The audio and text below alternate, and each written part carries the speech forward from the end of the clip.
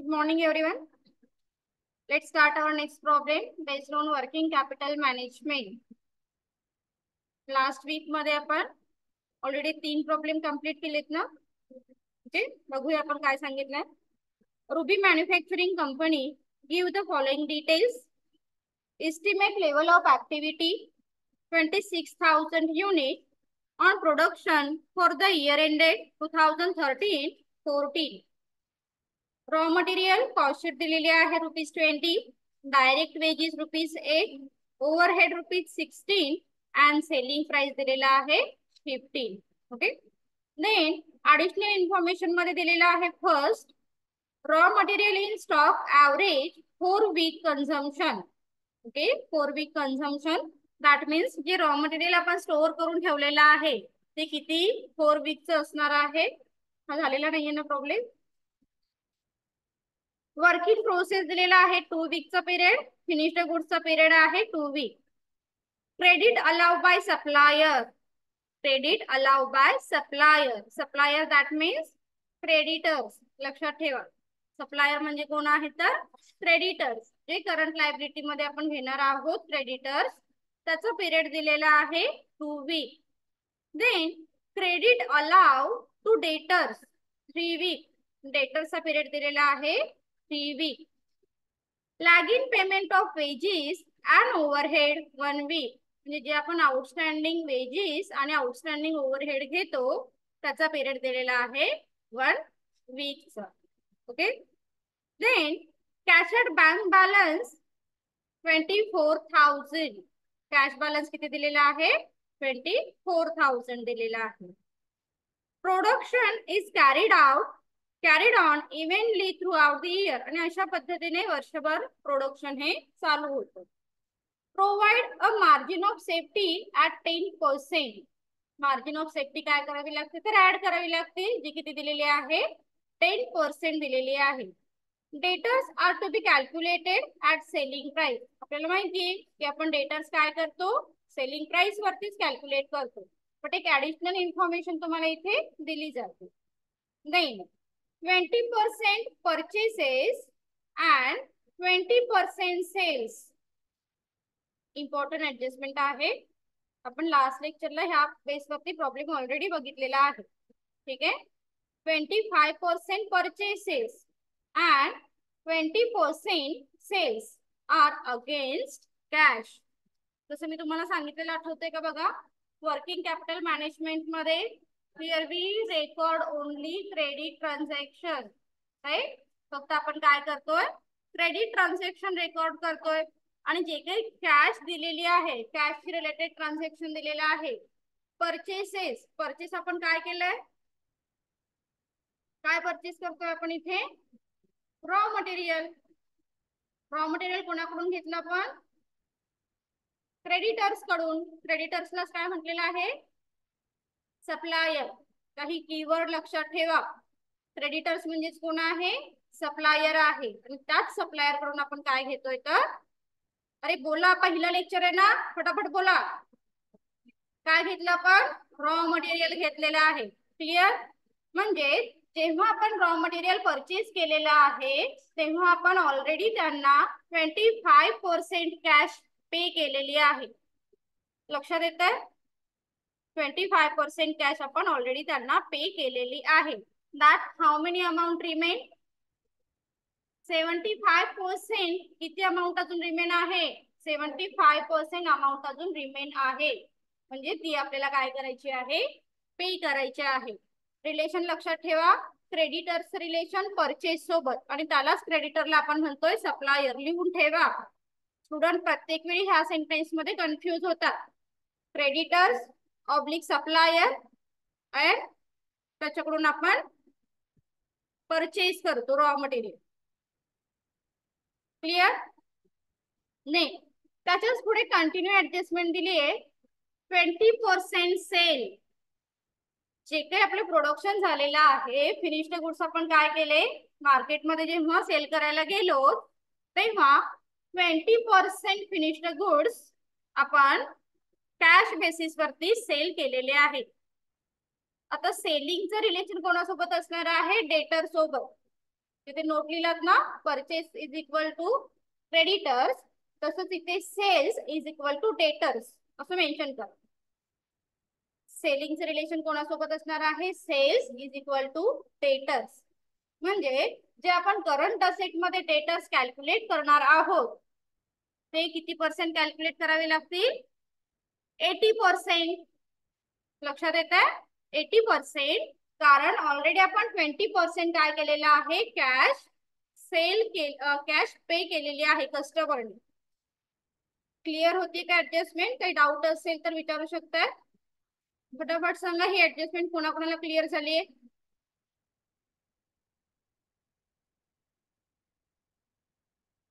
झाली clear?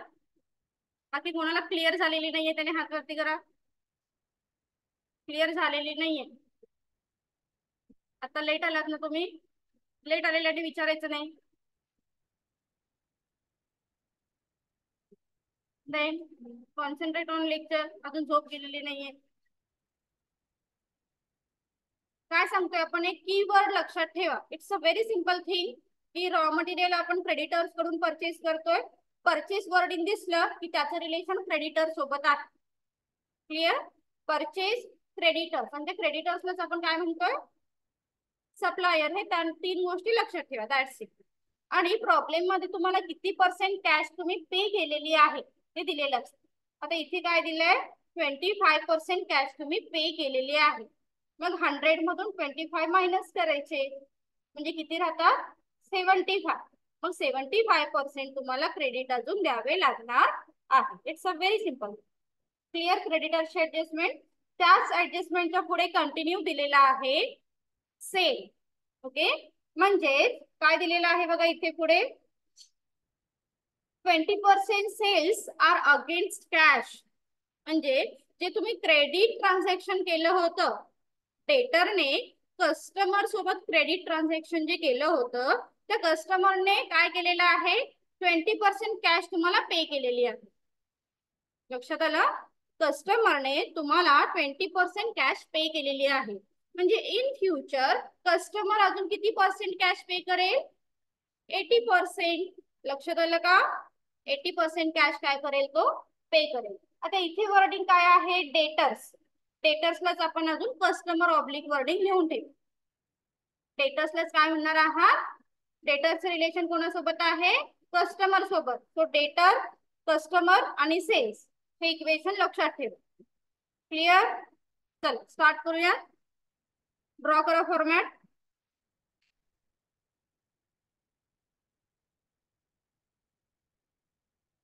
Working capital requirement, particular, quantity, trade, period, inner column, outer column, inner column, outer column.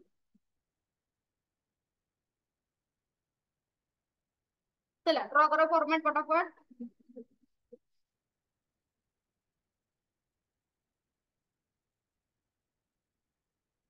Pen. चला पुढे या. आता आधी कॉस्ट शीट कंप्लीट करून घेऊया. वर्किंग नोट हेडिंग द्या. Working note. वर्किंग नोट मध्ये काय येईल, क्वांटिटी किती दिलेली आहे, बोला रे फटाफट. क्वांटिटी किती दिली आहे, 26,000 क्वांटिटी दिलेली आहे. Problem is based on week. Okay, problem हा वीक वरती बेस आहे. That is y divided by 52. म्हणून आपण वर्षाचे आठवडे किती असतात, 52 असतात. 52 असतात म्हणून आपण 52 ने डिवाइड केलं. म्हणून तुम्हाला क्वांटिटी किती मिळाली, एका वीक मध्ये आपण 500 क्वांटिटी प्रोड्यूस करतो. क्लिअर सगळ्यांना? क्वांटिटीचं कन्वर्जन. बाळ तू उठ आणि बाहेर जाऊन येते, तोंड धुणे. पहिल्या लेक्चरला पासून थांबायचं का?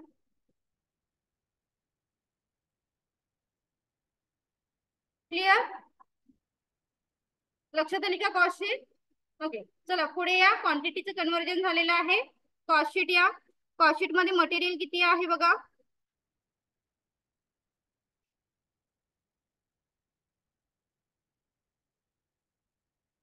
कॉस्ट शीट कंप्लीट करा. Material, labour and overhead. Material, labour and overhead.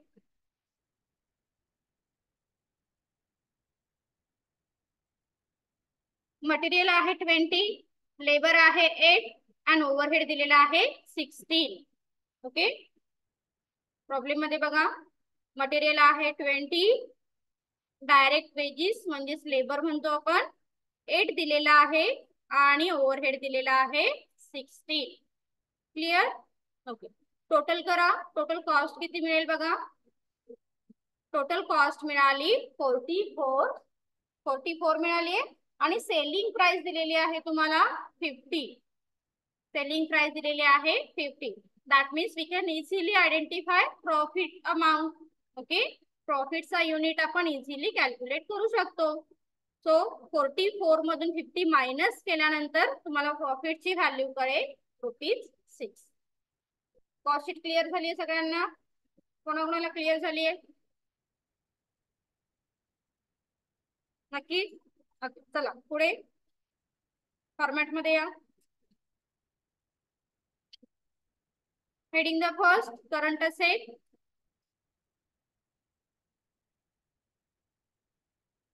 Current asset.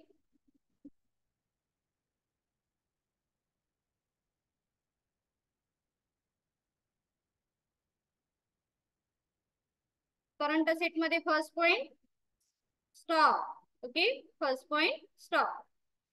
Stock मध्ये first stock of raw material. B point stock of work in process. Okay, as per the format फटाफट draw करा. Work in process मध्ये किती point येतात? 3. Okay, material, labour, overhead. Put up करा. Material, labour, overhead. Then point number C stock of finished goods. Stock of finished goods. चला आधी format complete करून घेऊया.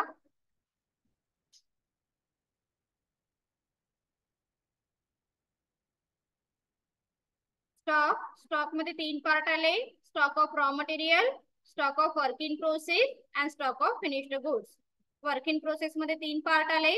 Material, labour, overhead. क्वांटिटी आपण ऑलरेडी कन्वर्ट करून घेतलेली आहे. ओके, पुटअप करा one by one. Stock of raw मटेरियलच्या पुढे मेन्शन करा quantity 500. Then work in process मध्ये मटेरियल, लेबर, ओव्हरहेड मेन्शन करा 500. क्वांटिटी सगळीकडे सेम असते. ठीक आहे, आणि फिनिश्ड गुड्सच्या पुढे क्वांटिटी पुटअप करा 500. इथेपर्यंत डाऊट आहे कोणाला? क्लिअर. ओके, चला पुढे stock of raw material. Okay, आता आपल्याला इथे रेट पुटअप करायचे आहे. मटेरियलला मटेरियलचा रेट कॉस्ट शीट मध्ये या. मटेरियलचा रेट किती दिसतोय? 20. सो 20 पुटअप करा. Then stock of work in process मध्ये same material, labour, overhead as per the cost sheet. Put up rate. मटेरियलला मटेरियलचा रेट 20, लेबरला लेबरचा रेट ₹8 अँड ओव्हरहेडला ओव्हरहेडचा rate ₹16. Okay, clear. As per the cost sheet आपण काय केलेलं आहे? रेट सगळे पुटअप करून घेतले. क्लिअर. ओके, पुढे या. Finished goods calculated on cost price. लक्षात ठेवा, आता फिनिश्ड गुड्सला कोणता रेट यूज कराल? तर जो टोटल कॉस्टचा रेट आहे तो रेट आपण काय करतो इथे यूज करतो. सो तो किती आहे? 44. तो 44 पुटअप करा. 44. क्लिअर. अरे हो नाही बोला. क्लिअर. हा, चला पिरियड आपल्याला मेन्शन करायचा आहे ऍज पर दी प्रॉब्लेम. रॉ मटेरियल आपण किती वीक साठी स्टोअर केलेला आहे बघा? 4 वीक्स साठी रॉ मटेरियल स्टोअर केलेलं आहे. पुटअप करा. वर्क इन प्रोसेस साठी आपल्याला किती वेळ लागणार आहे? Adjustment number 2. Work in process साठी आपल्याला 2 वीक लागणार आहे आणि फिनिश्ड गुड्स कंप्लीट होण्यासाठी अगेन 2 वीक आपल्याला पिरियड लागणार आहे. पुटअप करा पिरियड कॉलम मध्ये.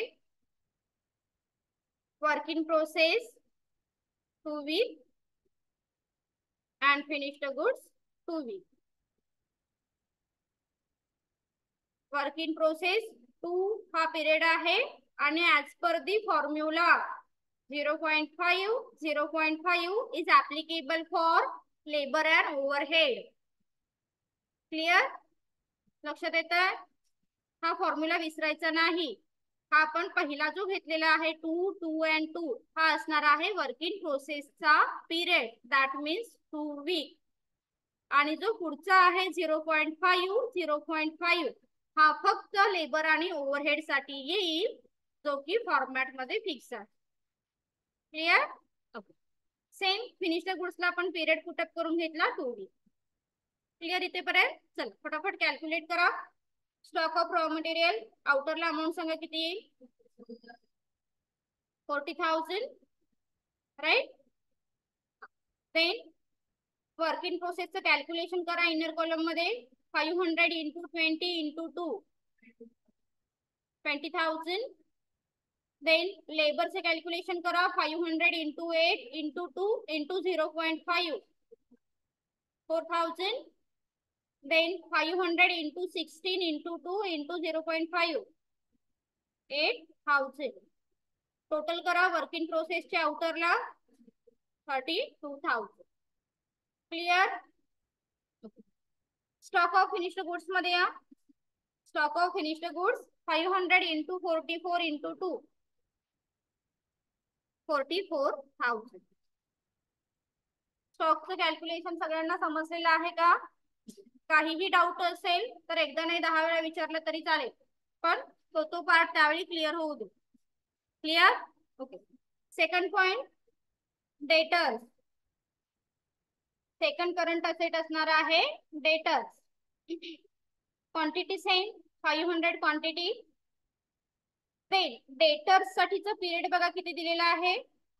सॉरी, डेटर्स साठी रेट आधी घेऊया. रेट कॉलम मध्ये debtors calculated on selling price, right. So selling price किती दिली आहे? 50 आणि पिरियड बघा किती आहे. Debtors adjustment number 5, credit allowed to debtors 3 week. So 3 week and calculation 80%. लक्षात आलं? 80% कॅल्क्युलेशन जे की ऍडजस्टमेंट नंबर 11 मध्ये दिलेला आहे. चला कंप्लीट करा. पिरियड घ्या आधी 3 वीक इंटू 80% करा. 500 इंटू 50 इंटू 3 इंटू 80% 60,000. क्लिअर? डेटर्सचं काही कॅल्क्युलेशन लक्षात आलं नसेल तर विचारू शकता. मागे बीएमएस स्टुडंट, काही डाऊट आहे का? तुला डाऊट वाटतोय मला? नक्की काय असेल तर विचारू शकता. चला पुढे. डेटर्स नंतर करंट असेट मध्ये काय बाकी आहे अजून? कॅश. पुटअप करा कॅश. Point number 3, cash. कॅशची व्हॅल्यू डायरेक्टली दिलेली असते, आउटर साइडला येईल. किती दिली आहे? 24,000. ओके. टोटल करा current asset 40,000 plus 32,000 plus 44,000 plus 60,000 and 24,000. किती आले बघा करंट असेट? किती आले? 2 lakh. 2 lakh current asset. Heading द्या total current asset. Total current asset.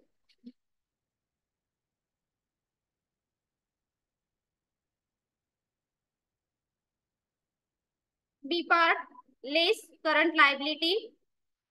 B part मध्ये या, लेस करंट लायबिलिटी.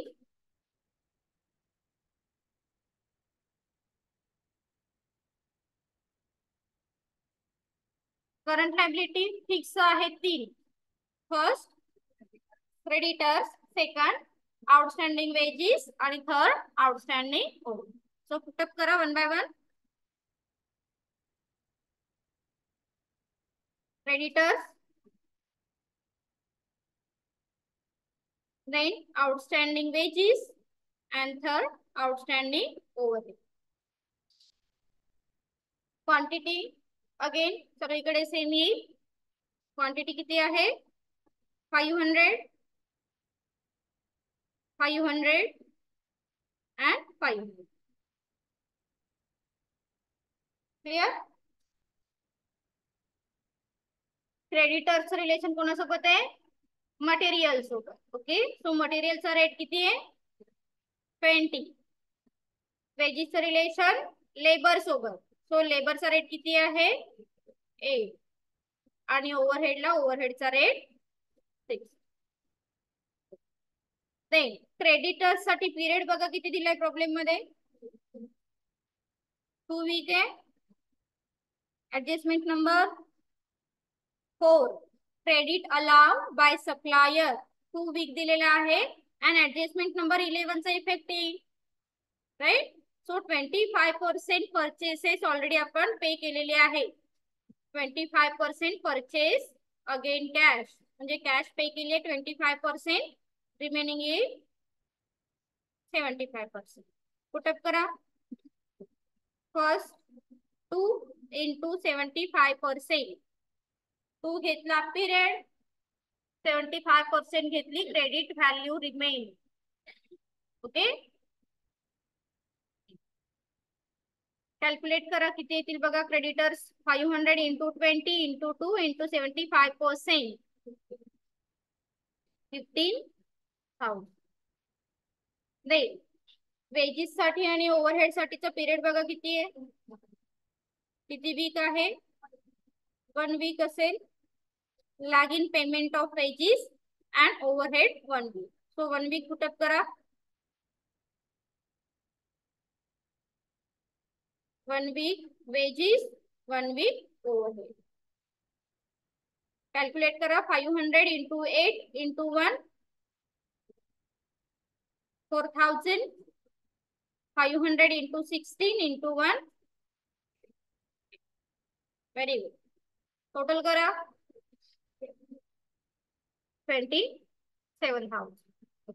हेडिंग द्या total current liability. Total current liability.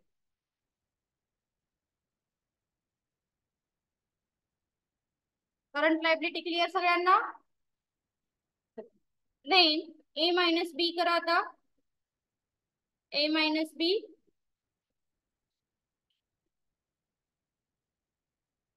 Working capital A minus B, current asset minus current liability 1,73,000 येईल.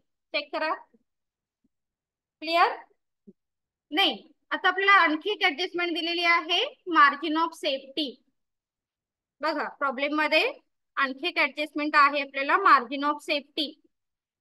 Provide a margin of safety at 10%. ते आपण काय करतो? Add करतो. Add करा वर्किंग कॅपिटल वरती.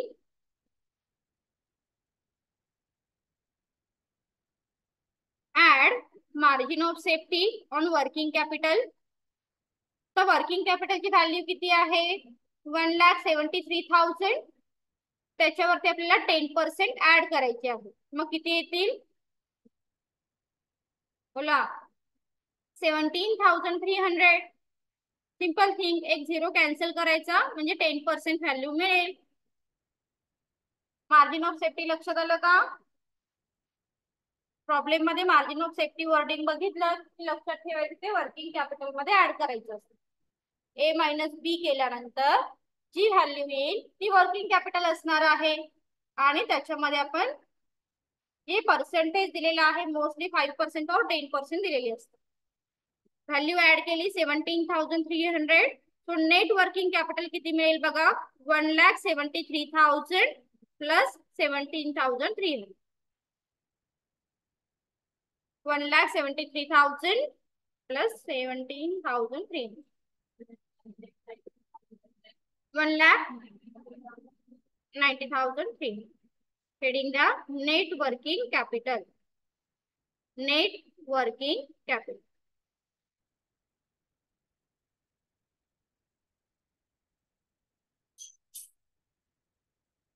क्लियर? काही डाऊट असेल तर विचारू शकता. आजच्या प्रॉब्लेम मध्ये आपण काय नवीन बघितलं? डेटर्सची 80% ऍडजस्टमेंट, राईट? आणि क्रेडिटरची 75% adjust as well as margin of safety. हे 3 ऍडजस्टमेंट आपण ह्या प्रॉब्लेम मध्ये आजच्या न्यूली बघितलेले आहेत. होप सो तुम्हाला प्रॉब्लेम क्लिअर झाला असेल. थँक्यू.